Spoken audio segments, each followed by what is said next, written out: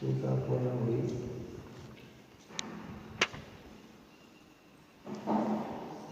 उसमें ये बात सिद्ध की गई कि पुद्गल द्रव्य का परिणाम जीव से भिन्न नहीं है।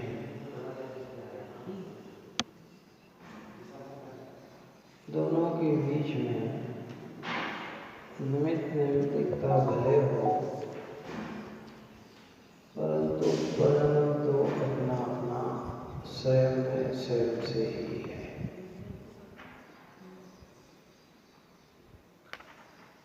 ऊपर में ये बात कही भी है आचार्य ने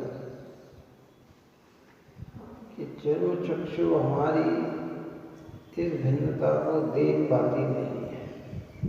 इसको जीव और पुद्गल के स्वतंत्र परिणमन को चर्म चक्षु देख नहीं पाती है। ज्ञान चक्षु से ही पता लगता है कि पुद्गल का परिणमन जीव रूप नहीं है और जीव का परिणमन पुद्गल रूप नहीं है। जीव जीवपने से परिणमन रहा है, पुद्गल रूप से परिणम रहा है। जब जीव अज्ञान भाव में परिणित होता है तो कारण वर्णा स्वयं अपनी योग्यता से कर्म रूप परिणमित होती है, तो अज्ञान भाव पे आरोप आता है। ऐसे ही अज्ञान भाव रूप जीव स्वयं परिणमता है तो कर्म के उदय पे आरोप आता है। कर्म प्रेरक होकर जीव में राग द्वेष कराए, ऐसी व्यवस्था नहीं है। कथन ऐसे ही आता है निमित्त में देखो कर्म का जोर होता है तब अच्छे ज्ञानी पुरुष भी रागादित करते हैं। चारित्र मोह के तीव्र हृदय में ज्ञानी भी ऐसा परिणमन करते हैं कि ये सब निमित्त की चर्चा है, संयोग की चर्चा है। परिणमन तो दोनों का स्वतंत्र अपने अपने में है।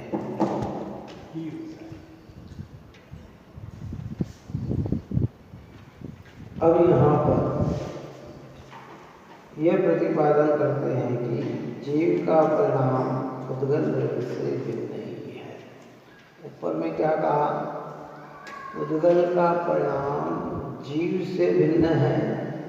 अब यहाँ कह रहे हैं कि जीव का परिणाम उद्गल से भिन्न है। और उद्गल को मुख्य करके कथन किया, यहाँ जीव को मुख्य करके कथन करते हैं। सिद्ध क्या करना है कि जीव और उद्गल का परिणमन स्वयं से स्वयं में होता है, एक दूसरे को परिणमन कराता नहीं है। हमें दिखता तो ऐसे ही है कि परिणमन नहीं कराया, क्या भाई उसमें और सूक्ष्मता में जाओ।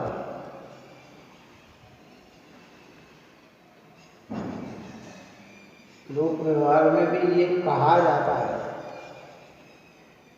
कि आंखों से देखा हुआ भी कभी कभी झूठ हो जाता है।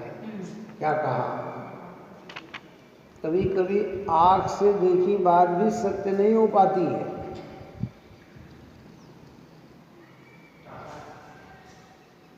ऐसे कह रहे हैं कि जो आंख हमारी देखती है वो तो दो द्रव्य में एकत्व को देखती है, दो द्रव्य में स्वस्वामी संबंध को देखती है, दो द्रव्य में कर्ता कर्म को देखती है, दो द्रव्य में भोक्ता भोग को देखती है।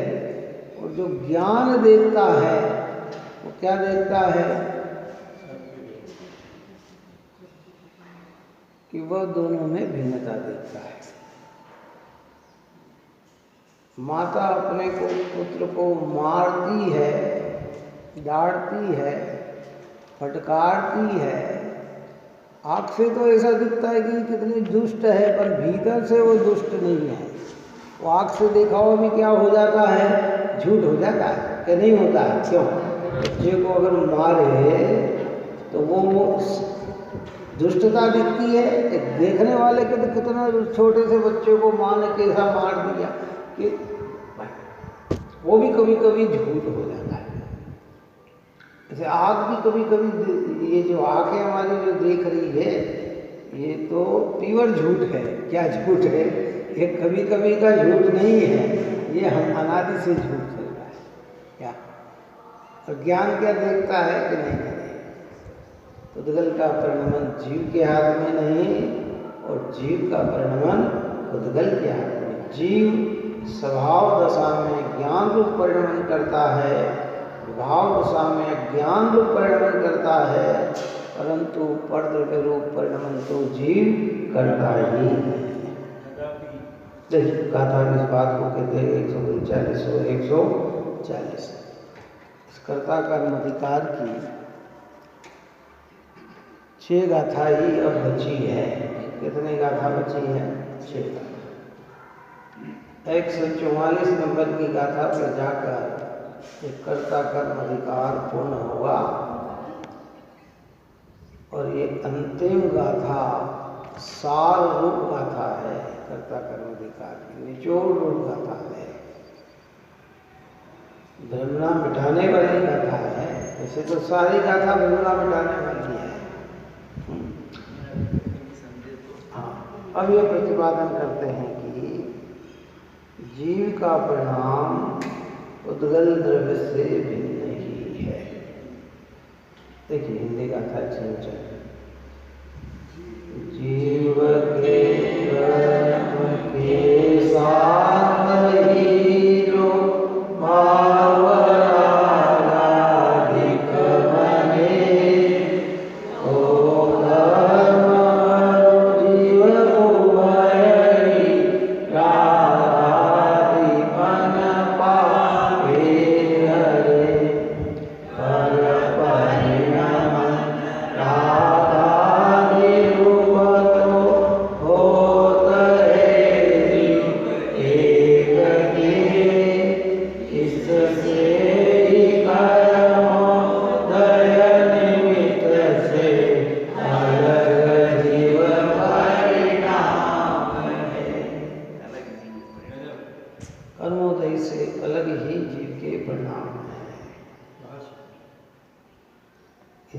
कर्म के साथ ही जो भाव रागादि बने तो कर्म और जीव उभय ही रागादिपन पावे।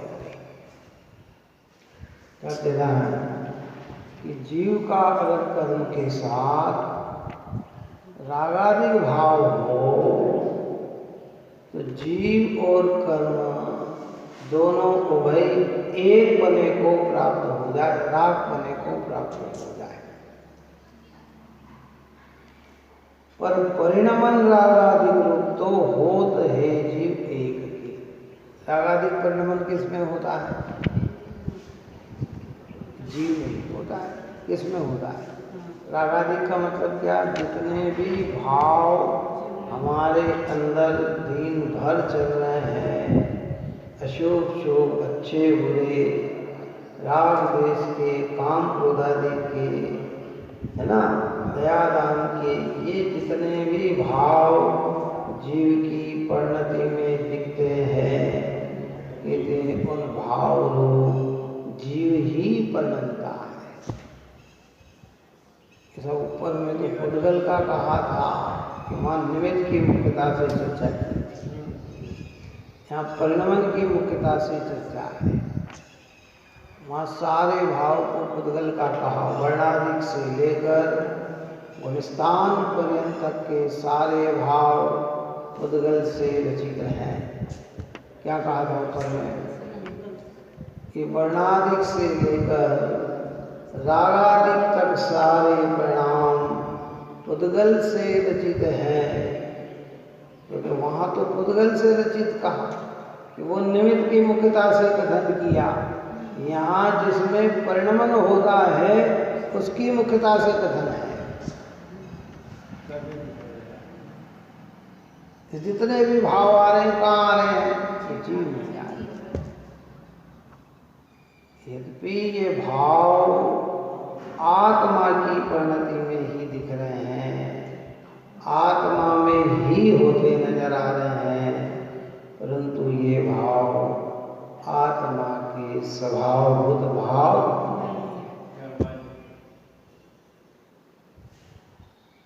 इसलिए स्वभाव और प्रभाव का भेद ज्ञान कराते हुए इन भाव को भी आत्मा से भिन्न कहा जाता है। जब भिन्न कहा जाता है तो इनका कर्ता कौन? तो कहते कर्म का उदय, कर्म कर कर्म पुद्गल है। लेकिन यहाँ परिणमन की दृष्टि से चर्चा चल रही है तो कहते हैं कि अगर जीव और पुद्गल दोनों मिलकर रागादिक रूप परिणाम हो तो उभय बने को, एक बने को प्राप्त हो, लेकिन कर्म तो राग रूप परिणमता है नहीं। राग का लक्षण क्या? राग का लक्षण क्या? राग देश का लक्षण क्या? बोलो। बहुत सरल है। लक्षण ऐसा बनाना कि जिसमें अव्याप्ति ना आए, अतिव्याप्ति ना आए, असंभव बनाना है। राग का लक्षण क्या? ये तो सब परिभाषा है। लक्षण पूछ रहे हैं। लक्षण, लक्षण यानी चिन्ह है।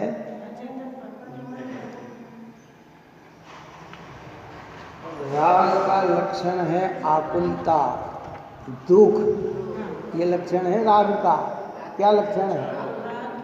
हाँ, जहाँ जहाँ राग है वहाँ वहाँ दुख है, जहाँ जहाँ राग है वहाँ वहाँ आकुलता है।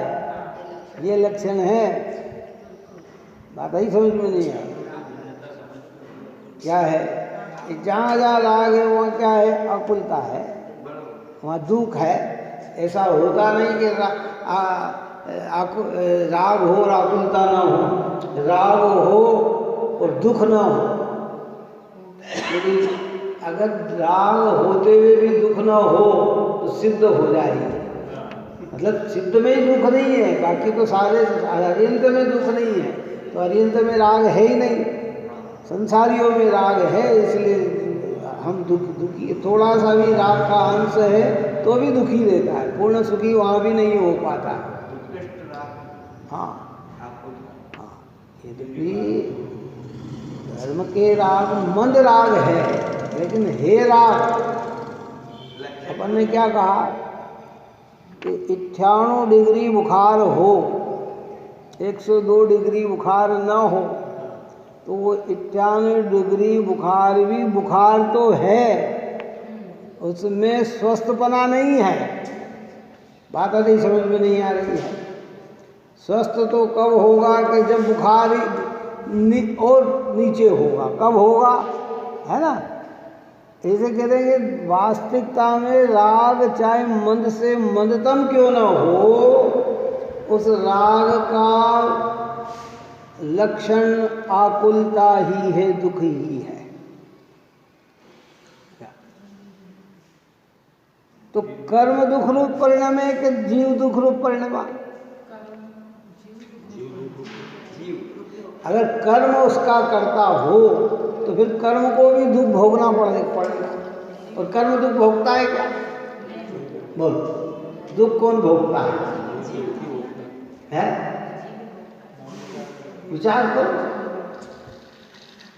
हमने जहर खाया, अभी दृष्टांत दिया, जहर खाया, तो जहर की पीड़ा जीव भोगेगा कि जहर भोगेगा? कि नहीं साहू? अरे भाई, उसकी पीड़ा तो कौन भोगेगा कि जीव। ऐसे कर्म के उदय में रागादिक करेंगे तो दुखी तो आत्मा ही होगा, कर्म नहीं होगा। कर्म तो जड़ है, वो दुख थोड़ी भोगता है। कौन? और तू कह रहा है कि कर्म रागादिक का करता है, तो क्या कर्म रागादिक रूप परिणमित होता है कि नहीं होता? रागादिक रूप कौन परिणमता है? कि जीव ही परिणमता है, और जीव ही उस दुख को भोगता है। क्या समझ में आया? बोलो। जैसे जीव कर्म का करता नहीं है, कर्म का उद्गल का स्वतंत्र परिणमन सिद्ध किया ना, ऐसे जीव का भी परिणमन स्वतंत्र है, पुद्गल उसका करता नहीं है। हम कहते कर्म के कारण रागादिक हुए, तो कर्म राग रूप परिणमा क्या? कर्म तो राग रूप नहीं परिणमा, तो राग रूप कौन परिणमा? जीव परिणमा। तो उसका कर्ता जीव ही है।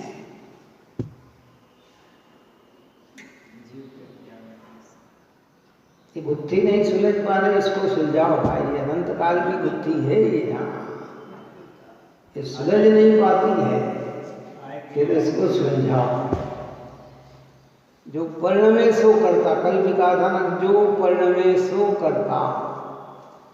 तो राग देश रूप कौन परिणमा? जीव परिणमा। तो जीव ही उसका करता है।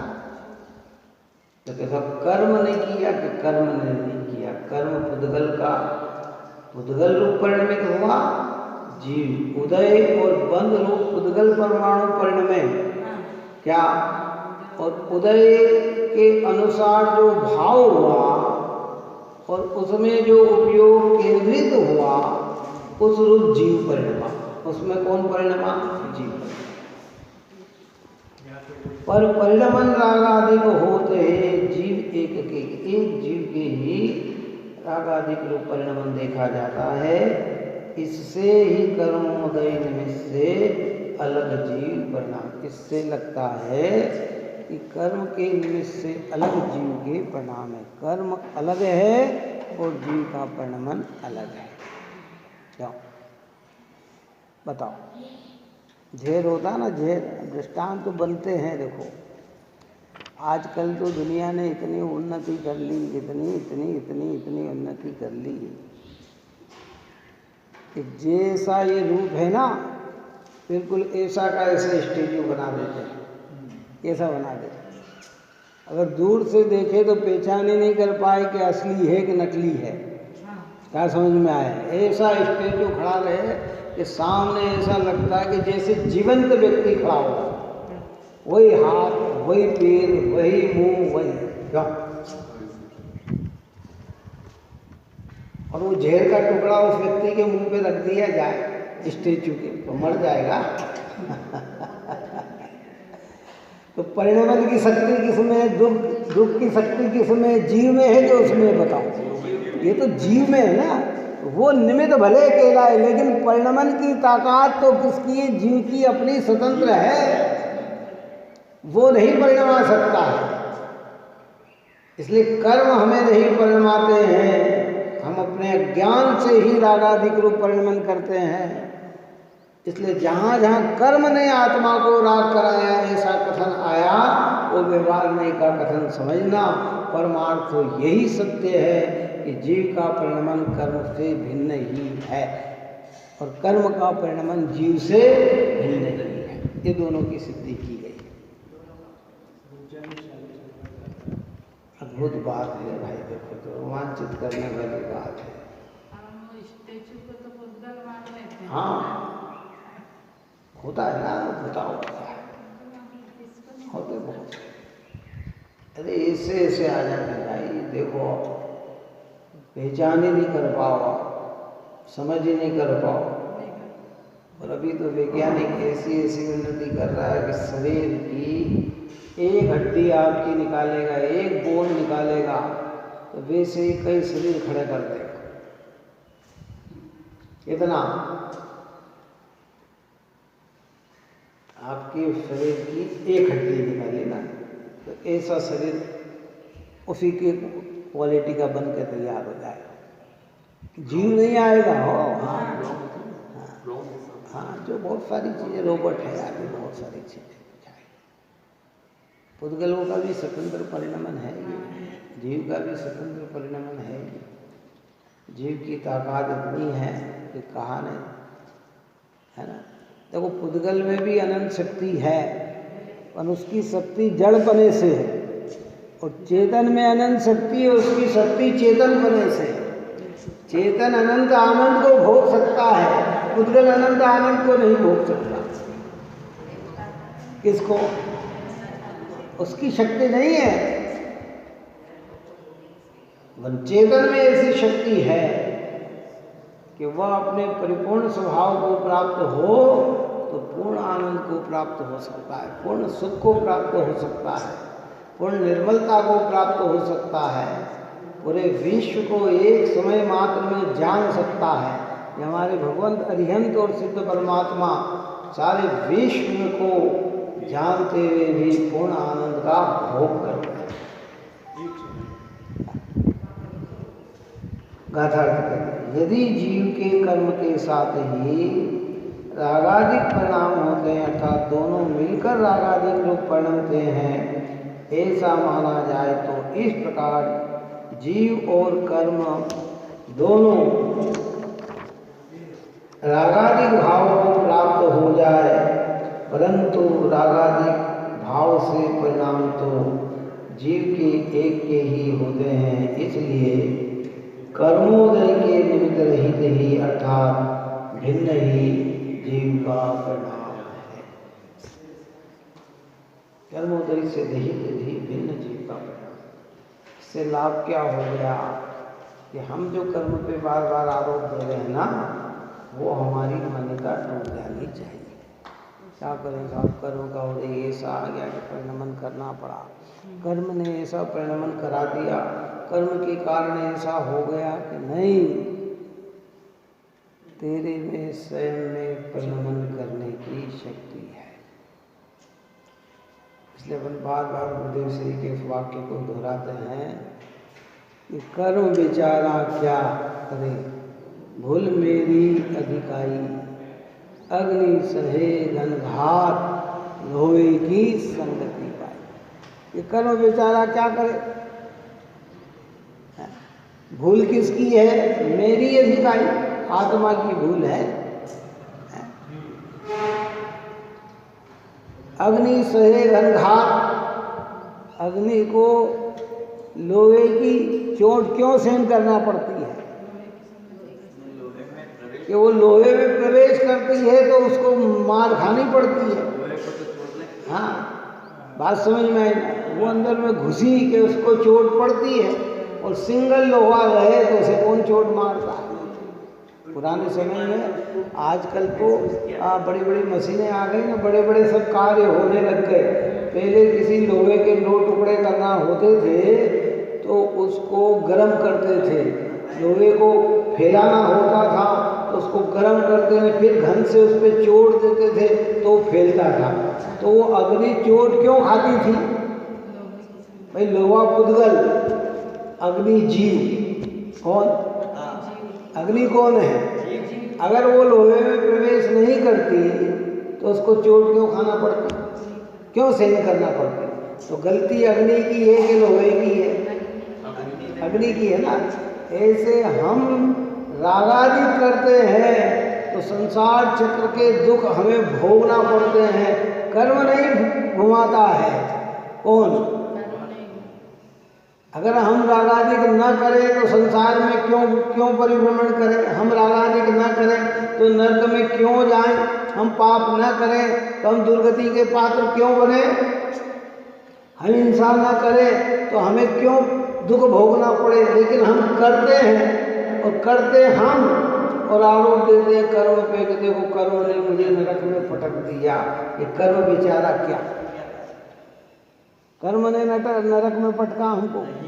बोलो। हाँ, एक अर्थ अगर उसका निकाला जाए, कर्म यानी कार्य। आत्मा के बुरे कार्य से आत्मा नरक में गया, ये बात कहें तो जमती है, लेकिन जड़ कर्म की बात करते हैं तो ये बात नहीं जमती है। बात समझ में नहीं? भाई दुखी क्यों हो रहे हैं? तो हमारे दुष्कर्म से हम दुखी हो रहे हैं।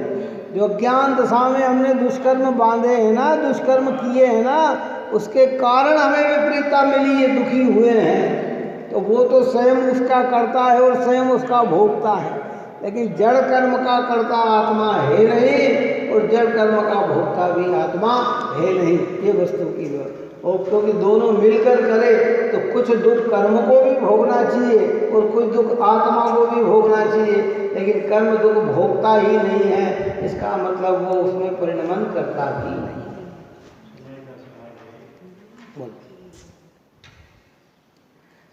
कोई व्यक्ति ने बहुत दुष्कर्म किए हों, खोटे कर्म किए, डाका डाला हो, हिंसा की हो, पाप किए हो और न जाने क्या क्या कार्य किए हो, और वो पुलिस थाने में पकड़ा कर उसे जेल हो जाए और जेल में जाने के बाद वो सदविचार करे और उसे लगता है कि अरे तुम्हें जेल में किसने पहुंचाया? तो बोलो सज्जन पुरुष क्या कहेगा?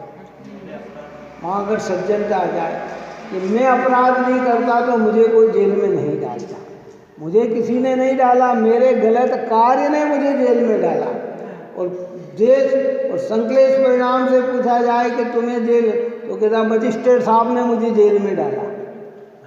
क्या कहता है? पुलिस ने मुझे जेल में डाला। क्या उसने पड़ोसी ने मेरी शिकायत कर दी इसलिए मैं जेल गया? मतलब वो आरोप देगा दूसरे पे और सज्जन देगा किस पे आरोप देगा? अपने पे।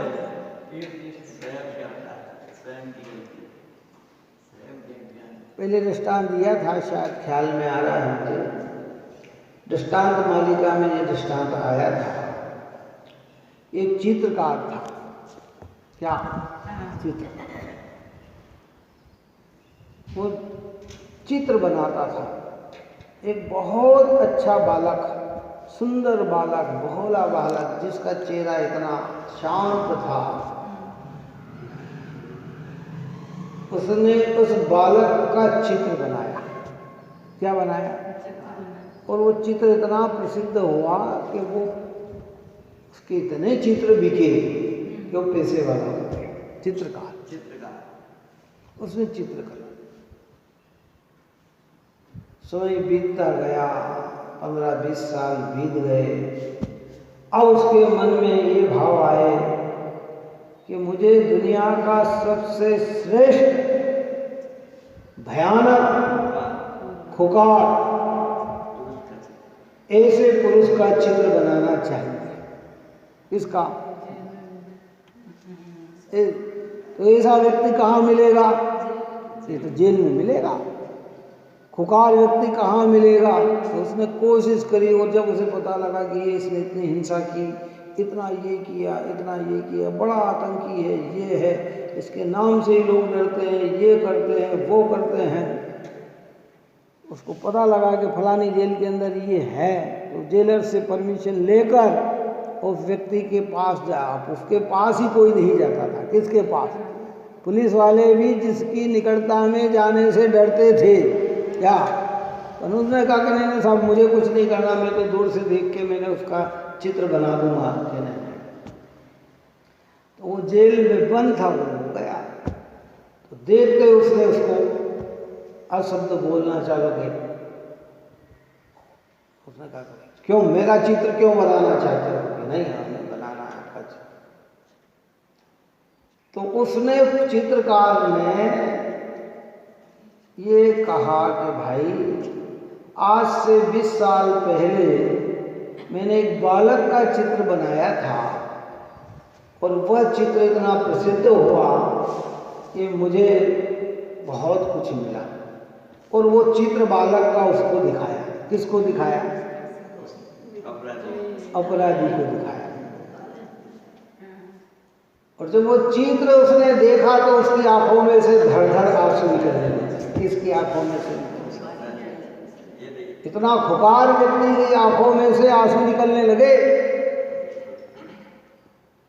तो कोई देखकर चित्रकार भी अचंभित तो हो गया। उन्होंने कहा क्या बात है कि जिस बालक का चित्र आपने बनाया था वो बालक मैं ही। मतलब मैं तो इतना सरल था, कितना सरल था जो आपने इस चित्र में दर्शाया, लेकिन मेरे दुष्कर्मों के कारण मुझे आज यहाँ आके पड़ा। कहाँ ये जेल में मुझे किसने डाला? किसी दूसरे ने नहीं डाला। ऐसे आप परम स्वभाव से तो बहुत सरल हैं। भगवान हमारा जो चित्र बनाया ना, भगवान ने हमारा वो तो शुद्ध चैतन्य बनाया, ज्ञान और आनंदमय बनाया। कितना सरल है ये आत्मा, लेकिन ये मोह कर करके, राग द्वेष हिंसा आदि पाप कर करके अपने को इतना दुष्ट कर लिया कि चारों गति में परिभ्रमण कर रहा है। ये जितने भी चित्र दिख रहे हैं ना, ये अपनी अज्ञानता के चित्र हैं ये सारे। अब ये जिनवाणी हमको समझा रही है, तो अब अपना ओरिजिनल स्वरूप देखकर अब हमें क्या आना चाहिए? आंसू आ जाना चाहिए, रुदन आ जाना चाहिए। अब मुझे इन 84 लाख योनियों में भटकना नहीं है। मेरा सुंदर चित्र तो ऐसा है, चैतन्यमय है, ज्ञानमय है। मुझे जगत के किसी भी पदार्थ से भीतर से राग द्वेष का परिणाम नहीं रखना, सब में परमात्मा स्वरूप देखना, सरल होना। लेकिन मैं अपने अपराध से ही तो कर्म हमें परिणमन करा रहा है कि हमारी अज्ञानता हमें परिणमन करा रही है।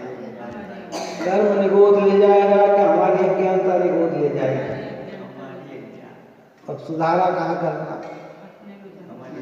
और अब यहाँ कहेंगे तो क्या कर्म दुख भोग रहा है? निगोद में हम कहते कर्म के कारण निगोद गए, तो निगोद का दुख कर्म भी भोगता होगा थोड़ा बहुत, तो उसको भी दुख होता होगा कि कुछ नहीं होता। क्या बताओ, होता है क्या? नहीं होता। इसके ढेर जितना इसमें चिंतन कर सकते हैं ना, हमको करना चाहिए, विचार करना चाहिए। कहा ना, जो स्टेचू बनाया उस पर कोई पिन भी चुभाएगा, कोई नखून से खुदरेगा भी सही, कोई उस पर माला भी पहनाएगा, कोई उसके आगे हाथ जोड़ेगा, वंदन करेगा, ढोक देगा। बताओ उसको क्या लाभ और क्या हानि? चलो उसको बताओ, है कुछ उसको लाभ हानि? 100 जने वंदन कर रहे, गांधी जी के स्टेचू को पूरा भारत नमस्कार कर रहा है, तो गांधी जी को कोई लाभ मिल रहा है? उसको कोई फायदा है? और कई दुष्ट लोग, उनके विरोधी, उसके कोई काली माँ पोत देते हैं, कोई नुकसान कर देते हैं, कोई खंडर कर देते, तो उनको कोई हानि होने वाली है क्या? नहीं, क्योंकि वो परिणमन पुद्गल का है और ये परिणमन जीव का है। बोलो, तो कौन किसका करता? कोई किसी का। ज्ञान भाव का करता मैं, और इस अज्ञान भाव के फल का भोक्ता भी नहीं। कर्म का कर्ता पुद्गल, और वो पुद्गल ही पुद्गल रूप परिणमित होता है। इतनी स्वतंत्रता की सिद्धि ये परमागम करता है भाई, ये महान ग्रंथादिराज करता है। इसका तो एक एक शब्द सुनकर अंदर में रोमांचित हो जाना चाहिए कि हो, इन बातों की तो हमें खबर ही नहीं है। हम तो अपने पूरे अच्छे का करता अपने को और बुरे का करता कर्म को। किसका? हाँ, देखो जिनवाणी में तो निमित्त से ये भी ज्ञान कराया है। काय काय का ज्ञान कराया कि जब अच्छा कार्य होना तो तू करता मत बन, उसको पुण्य के कर्म का उदय मान। लेकिन हम वहाँ नहीं, वहाँ तो कहते हैं हम करते हैं, और जरा सी तकलीफ आई तो कर्म करता है।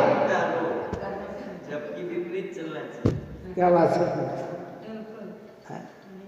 बुरा कार्य तो बुरे की सोचना ये। ज्ञानियों की पद्धति में अच्छे कर्म होते हैं तो भी वो निमित्त की मुख्यता से अगर बात करते हैं तो कि हमने कुछ नहीं किया, सब कर्मों ने का कार्य है, कर्म का खेल है भाई, हमने कुछ नहीं किया। और प्रतिकूलता भी आए तो देश नहीं करते, कहते समझते हैं कि कर्म का कार्य है, तो दोनों में एक जैसा आरोप देते हैं। हम अनुकूलता में हम कर्तृत्व बन जाते हैं और प्रतिकूलता में कर्म पे आरोप दे देते हैं, और दोनों में हमारी। और यहाँ तो उससे भी हटकर ऊंची बात कहना चाहते हैं। यहाँ तो कहते हैं कि जीव का परिणाम अज्ञानमय हुआ है, रागादिकमय हुआ है, तो जीव ही परिणमा है। कर्म निमित्त अलग है और जीव अलग है।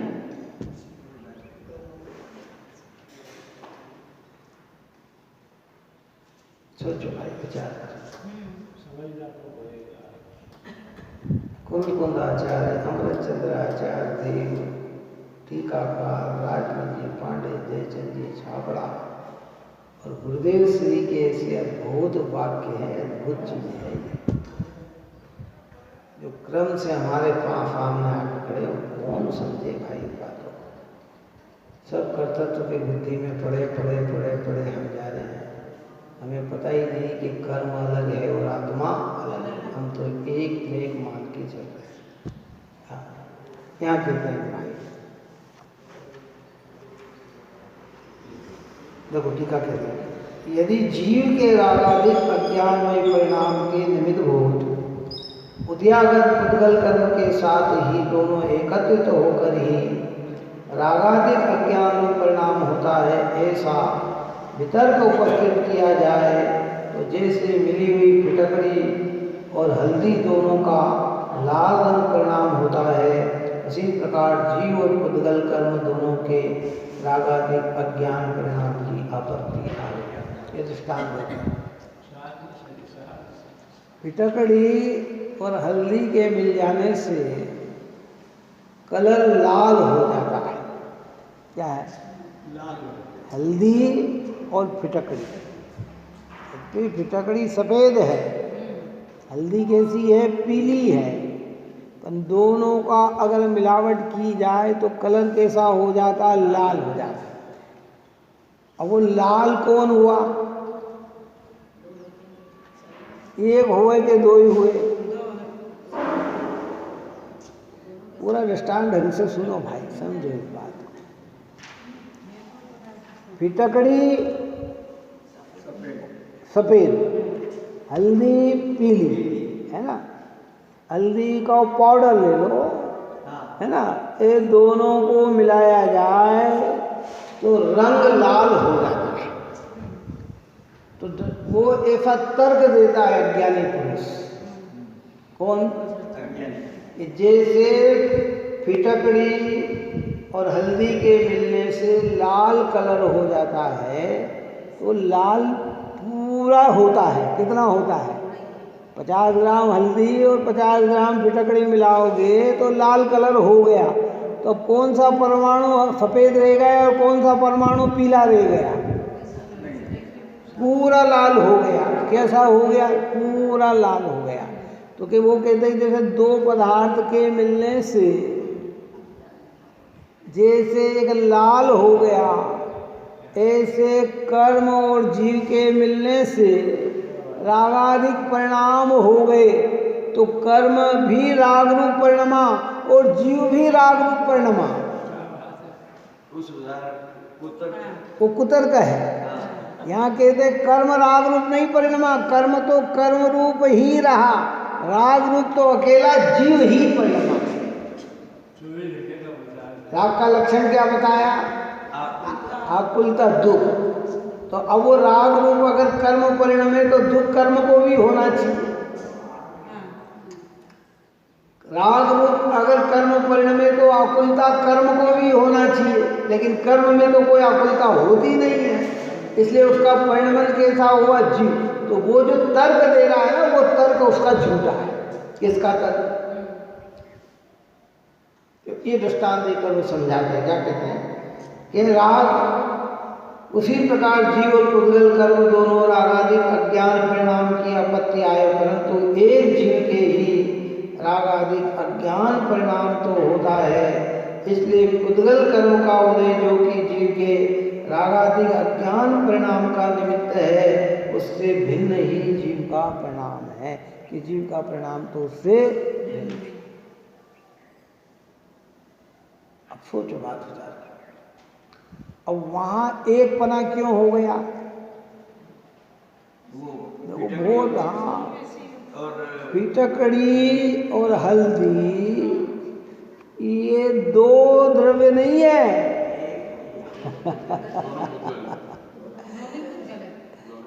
क्या है?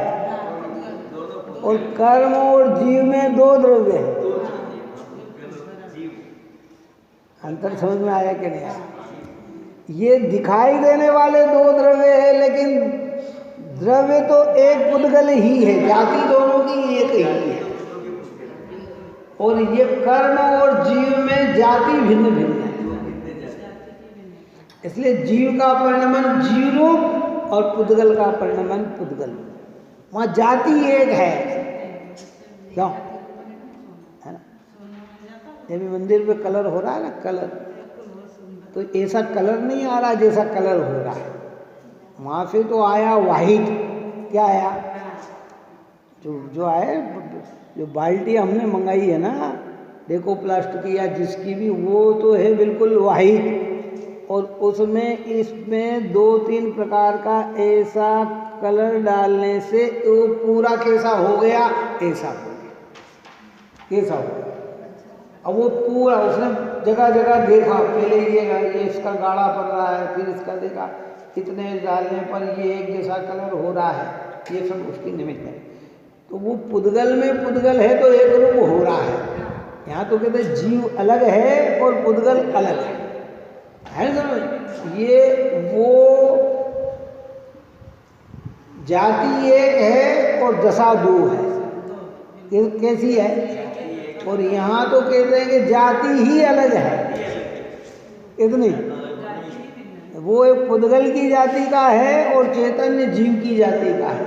तो रागादिक चैतन्य में ही होते हैं, पुद्गल में नहीं होते हैं। अगर पुद्गल में हो तो फिर इसको भी रागादिक होना चाहिए। किसको होना चाहिए? क्यों? सोने चांदी को भी रागादिक होना चाहिए, मकान को भी रागादिक होना चाहिए। क्यों? आप और हम मकान में रहते हैं, सुंदर मकान में रहते हैं, हमें राग होता है, यार कितना बढ़िया मकान है, कितना अच्छा है।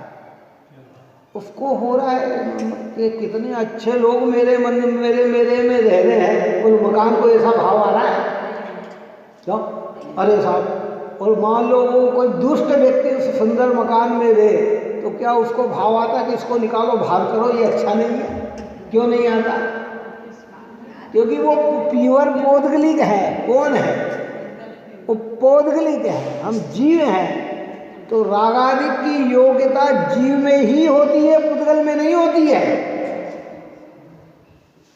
जीव में होती है। इस समझाइश इसके बाद ही इस उदाहरण में थोड़ा सा कंफ्यूजन दूर हुआ है।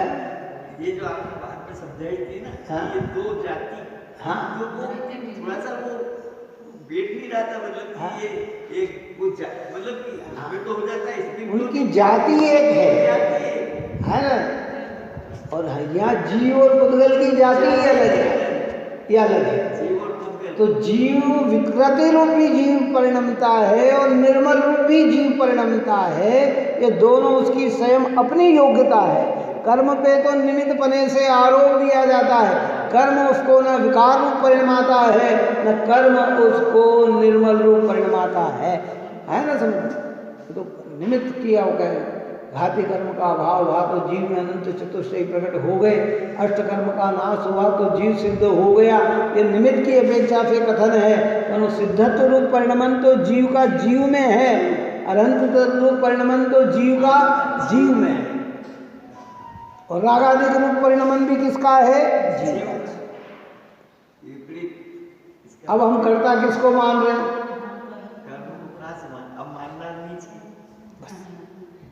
ये सुनकर ब्रह्मणा निकले ना तो ये सुनना सार्थक हो जाता है। बस सीधी सी बात कहने का मतलब, ये आचार्य भगवान की जो मेहनत है ना वो सफल हो जाती है। तो भीतर से अगर ऐसी मान्यता बन जाए कि नहीं मेरे परिणमन में मेरा ही दोष है, अगर अशुद्ध परिणमन है तो मेरी अज्ञानता है, और वस्तु स्वरूप के अनुरूप परिणमन है तो मेरी योग्यता है, पर द्रव्य ने तो मुझे परिणमाया ही नहीं है। इसलिए जितना दुख प्राप्त होता है वह भी हमारे ही अज्ञान से होता है, तो कर्म पे आरोप दिया जाता है। सैकड़ों बार सुनकर भी ये मान्यता बन जाए तो पढ़ना हमारा सार्थक हो जाता है। अद्भुत बात है भाई, यही तो जैन धर्म की महिमा है भाई। देखो दुनिया को इन चीज़ों की खबर नहीं है, इसलिए वो भारी भारी चीज़ों से जैन धर्म की महिमा गाते हैं। कि तत्व की महिमा इतनी गजब की है, जब इससे महिमा आती है तो अनंत तीर्थंकरों का, अनंत सिद्ध भगवंतों का, ज्ञानियों का उल्लास पैदा होता है कि धन्य है वे जीव, कैसा अमृत पान करते हैं, और हम कैसे हैं जो निरंतर विष पान करते हैं, जहर पी रहे हैं, हम जहर पी रहे हैं। मोह का नाम, मिथ्यात्व का नाम जहर ही तो है। कल भी कहा था ये क्या है, ये जहर है। तो कोई भी व्यक्ति जहर पिएगा तो सुख नहीं प्राप्त कर सकता, दुखी ही होता है। कौन सा जहर पीने वाला कब सुखी होता है? कभी नहीं होता। जो जो जहर पिएगा वो सब दुखी होंगे। क्या जो जो मिथ्यात्व सेवन करेंगे हम सब दुखी होंगे। ऐसे पवित्र जिनेंद्र भगवान दिनवाणी माता के निकट आकर हमें ये बात समझना चाहिए और अपने परिणाम को तत्व अभ्यास में लगाकर अकर्तृत्व भाव का जन्म लेकर ज्ञातत्व भाव को हमारी परिणति में प्रकट करें। यही मंगल भाव। सहिजानंदे शुद्ध स्वरूपी अविनाशी हो आत्मस्वरूप। सहिजानंदे शुद्ध स्वरूपी अविनाशी हो आत्मस्वरूप। सहिजानंदे शुद्ध स्वरूपी अविनाशी हो आत्मस्वरूप। निज निधि निज में बताई यह अनंत उपकार है, उसके लिए दिनवाणी माँ को वंदना शत बार है, वंदना शत बार।